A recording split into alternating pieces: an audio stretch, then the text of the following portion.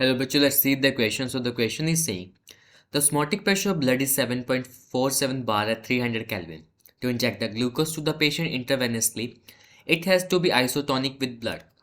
The concentration of glucose solution in gram per liter is given that molar mass of glucose is 180 gram per mole, R 0.083 liter bar per Kelvin per mole. Basically हमें क्या बोला है कि osmotic pressure blood का दे रखा है 7.47 बार eight 300 kelvin.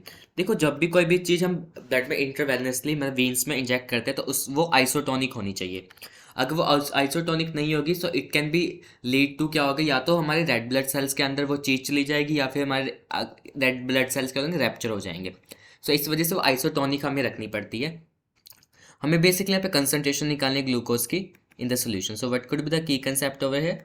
So the key concept over here is osmotic pressure. Osmotic pressure की बात करें, it is denoted by pi. Pi is equal ICRT.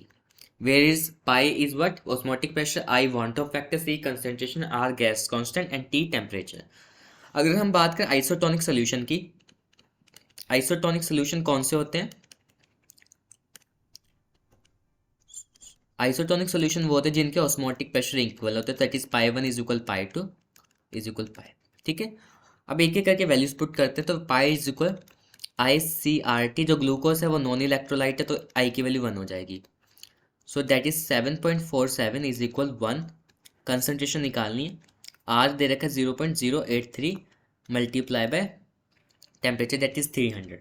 So upon calculating this, यहाँ से सी की वैल्यू क्या आएगी? सी की वैल्यू होगी 7.47 is divide by 0.083 300।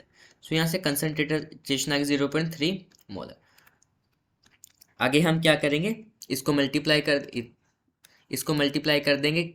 Molar mass है किसका? ग्लूकोज का 180। 0.3 मल्टीप्लाई बाय 180, सो ये आ जाएगा 54 ग्राम पर लीटर, क्योंकि ग्राम पर लीटर में निकालते। So it is the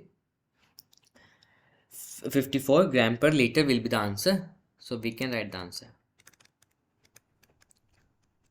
Hope this is clear to you. Thank you so much.